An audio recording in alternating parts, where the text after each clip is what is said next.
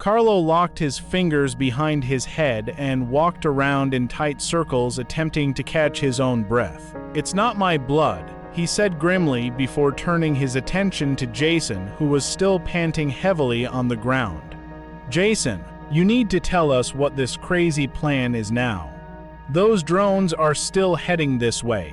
We need to get organized immediately if we're going to fend them off. We should know if it's going to work any second." Jason responded cryptically. "What is going to work?" screamed Gerald Farmer, who also had quite a bit of blood splattered across his clothes. "The tower is shooting again," someone yelled off in the distance. Jason smiled. Take a look," he said as he pointed out toward the field and the approaching drone army while wearing a slightly impish grin. Carlo, Gerald, and Mike all unslung their rifles and pointed their scopes out into the field as the sounds of distant gunfire intensified. Carlo first focused on the tower itself and was baffled to see the automated turrets firing directly into the drone formations. And the drones appeared to be firing back at their own hover tower. The scene was inexplicable. "What the hell am I looking at?" demanded Captain Olvera, finally catching his breath. Jason slowly got to his feet, groaning as his knees straightened. "You, good sir, are looking at the infamous corrupt target profile bug in action. It's most often referred to as caterpillaring." Jason's triumphant explanation was met with only blank stares, so he continued a bit deflated. "It's running a damned video game, specifically a computer tactical combat game called Fury Campaign. My development team used to play it back at the NSA when we needed a bit of stress relief. It's a fantastic game where you and a buddy direct virtual armies against each other. It's great when you're playing against a real person, but the single-player mode sucks. The game's AI is unimaginative, repetitive, and has several well-known bugs in the code that makes it unplayable, the worst of which has been dubbed caterpillaring, and it's what we just pulled off in the real world." He let his words sink in for a second before continuing. "Essentially, the bug works by not giving the AI the attack profile it expects, and it has no routines to deal with the situation, so it just continues with its last objective as if nothing has changed. That's the reason for the single file line. It confused the AI and essentially made us invisible. I know, it's an incredibly stupid bug, but the game developer had not gotten around to correcting it, because no one played the game in single-player mode. I guess it wasn't a priority." "I know that game," Mike injected, ignoring Jason's crazy explanation. "I tried it a couple of times, but I just couldn't get into it. By making it so realistic, they made the game too complex and hard to be any fun, in my opinion." All three men shot Mike a strange look for his inappropriately timed game review. "What?" Mike asked defensively once he noticed the stares. "You mind if he continues?" questioned Carlo sharply, his impatience showing.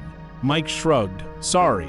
Anyways," Jason continued with a gentle smile toward Mike. "In the game, if you can caterpillar your forces past your opponent's base, then the AI goes totally apeshit. It knows that it has not met any victory or defeat conditions, but its objective is no longer present in its virtual field of vision. So its soldiers actually attack the only thing left on the field, their own base. And the base will automatically defend itself, so you get what we see up there." As if on cue, a large explosion erupted from the side of the hover tower, causing everyone to flinch reflexively. Gasps of concern were audible among the frightened group of reclaimers as fire began to envelop the tower. Incredibly, the drones, who had already taken heavy casualties from the tower's auto guns, were running heedlessly into the burning structure, mindlessly following their corrupt programming to the end. "Jesus Christ, Jason, how did you know?" asked Carlo without removing his eyes from the burning tower. "I recognized the patterns. The first hint was the exact 200-man formations and how they moved. But the biggest giveaway was the loss. Rush ratio, which is the technical term for the behavior you and Sid described. Gerald, you're talking about how they charge if you kill more than 20 of them? Asked Gerald. Exactly, responded Jason excitedly. As a programmer myself, I recognized their AI patterns of behavior. When you put them all together, it's like a fingerprint that you can use to identify a particular set of code or coder.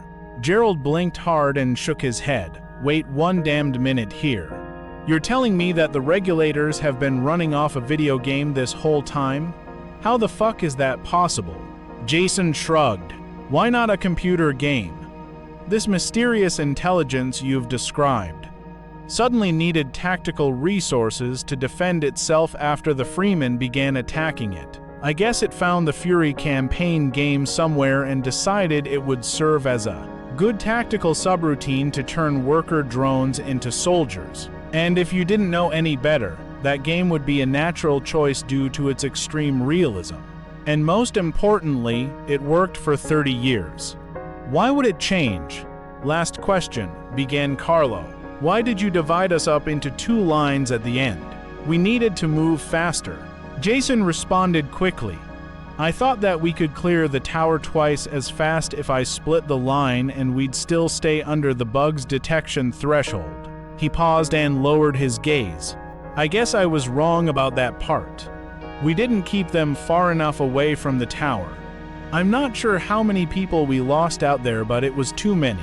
As if to punctuate Jason's remark, another violent explosion burst from the tower, ejecting burning debris throughout the dry meadow. Small brush fires began popping up and threatening to spread and engulf the entire area. Carlo quickly scanned the field with his binoculars. I think all the drones are dead, and it looks like that tower is totally incapacitated as well. I recommend we try and contain those fires while we collect our crap and prepare to evac out of the area. Gerald nodded his agreement. If we let those fires get out of control, there'll be no one to put the damn thing out. It will burn for weeks, and it'll probably move faster than we can, he warned gravely. You don't want to be caught in a forest fire. Jason didn't hesitate once the new threat was defined and quickly took the initiative. All right, everyone, he yelled loud enough for all to hear. The drones are gone, but we need to get those fires under control as fast as possible before we lose everything. He bellowed before walking away to organize the effort. Carlo began to follow Jason to assist, but Farmer gently grabbed his upper arm and motioned for him to remain behind. Once the two were alone, Farmer spoke in hushed tones.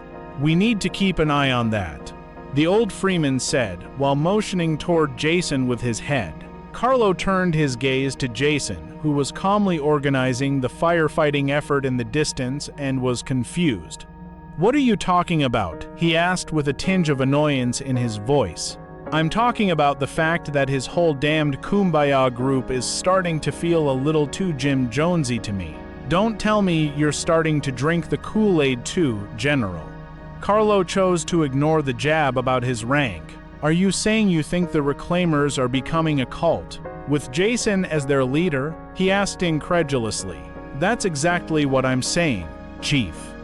I've overheard people actually praying to him out in those campgrounds. Some are starting to ascribe all sorts of supernatural powers to him, and that's just based on pure fucking rumors and fairy tales. What the hell do you think is going to happen now that the whole lot of them just witnessed him pulling off a god-damn genuine Moses parting the Red Sea miracle?